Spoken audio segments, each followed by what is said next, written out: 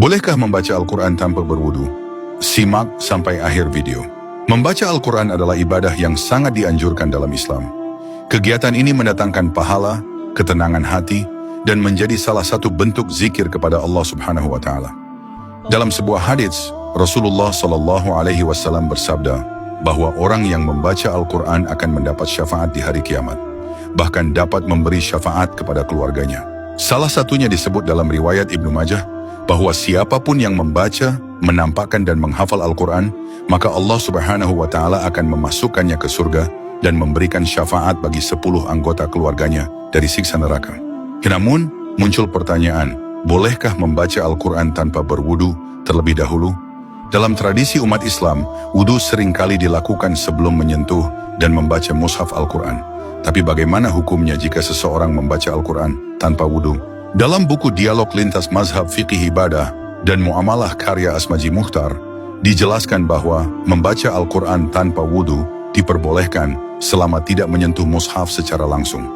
Contohnya adalah saat seseorang membaca dari hafalan, murojaah, atau melafalkan ayat-ayat Al-Quran di luar kepala.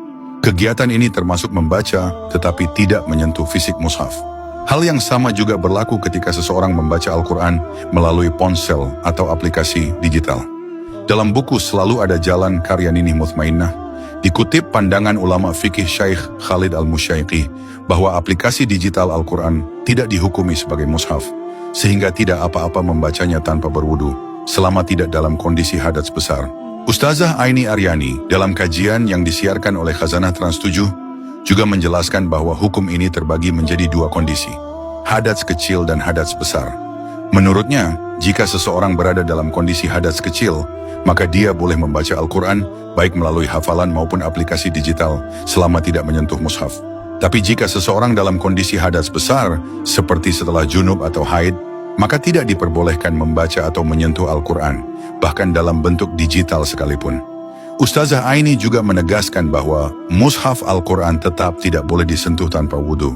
Sementara itu, menyentuh Al-Quran digital tidak masuk dalam larangan tersebut, karena tidak termasuk dalam kategori mushaf. Kesimpulannya, membaca Al-Quran tetap dapat dilakukan meskipun tanpa wudu, selama tidak menyentuh mushaf secara langsung dan tidak dalam keadaan hadas besar. Ini menjadi kemudahan bagi umat Islam yang ingin terus terhubung dengan kitab suci, baik melalui hafalan maupun teknologi. Wallahu alam.